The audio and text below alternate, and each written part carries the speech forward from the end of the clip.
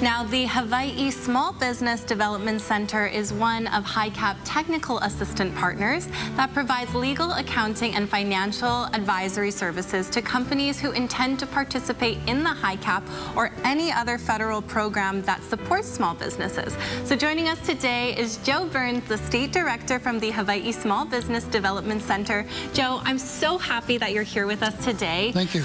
We're breaking things down for people to really understand what you're doing. So I have to ask you, with SBDC, how are you helping businesses truly navigate their funding and opportunities? Well, yes, there's several considerations, Lauren, when you talk about getting a loan or lending, whether that's HI CAP or whether it's another program. And the first one really is why. Why are you borrowing money? Because you need to borrow it for the right reason. So one example would be, we've had clients that have had, let's say, cash flow problems, and they want to borrow money, but they don't go to a deeper level and say, why are they having problems with their cash flow? Because if you can address those problems successfully, in a lot of cases we can, maybe they don't need to borrow money, or maybe they don't need to borrow so much money. So that's really the first consideration. And then once we get beyond that point, when they do have a need to borrow money, the next part is really identifying which program meets their needs. So HI CAP is great because it has very specific programs for certain companies. But if not, there are many other programs as well. Of course, the federal government has SBA, USDA, the state with DBED has their community-based economic development loan. There's agricultural loans from the Ag Department. So there's really many that could fit, but our role is to try to help the client understand what is appropriate for their particular situation. And then the third part of that is, once we decide on a path forward, what is the application process going to be like with the bank? What are they going to ask for? How do they put that whole package together so that the bank has the information that they need to do their underwriting? And for some people, they can do that. That's fine. It's no problem. But other people, it's a little bit daunting because there's a lot of paperwork. A business plan may be involved.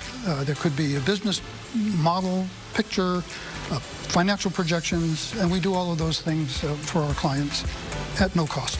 Wow. And that is phenomenal, because I'm sure when people are at the starting block, they're just like, what's my first step? Exactly. And it sounds like you're really crucial in helping people figure out the direction of that first step. Now, how does the program Senior Business Advisor really help business owners? Great question. So we usually start with the strategy that a business has. And a lot of times they don't have a strategy, or the strategy is in their head. It's not a written down actual strategy. So we go back to that step. And that really came out during COVID because so many people had to pivot. We would go back and say, what was your old strategy, and now what can you do for a new strategy, because it's a totally different reality. Right? So we always take that step in the beginning, is to look at strategy first. And once you have that, then you've got a path to becoming more profitable or accomplishing what you want to accomplish, expansion, take advantage of an opportunity, hire more people, exporting, whatever it is.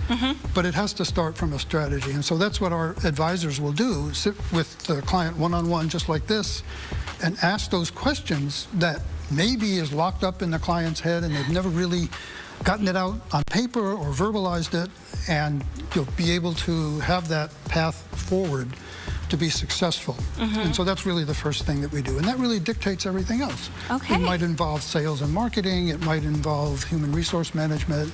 It might involve process improvement. It might involve, any of these kinds of things. Especially financial management is an area that we find that people need help with because they just haven't been trained in it. So we do a lot of work in that area as well, which is why it fits in so well with what the HI CAP program is doing. That's phenomenal. So once you have the strategy all figured out, what other things and services are you offering? Well, I just mentioned a few of them in terms of some of the areas that we get into. But it really depends on what stage the business is at. Okay. Right? So if a business is just starting out, they might be more concerned with things such as their value proposition or creating a business model that they can look at that brings together all the elements of their business to really see it. Maybe it's a business plan. So those kinds of things would apply to people just starting. But for people that are more established, it tends to be a little bit more narrow focus in terms of an opportunity or a challenge. You know, just talked about COVID or the Maui fires. We were involved with, and still are, with assisting those businesses. And so it really depends on what stage the business is at, and that will dictate what sort of services that we offer.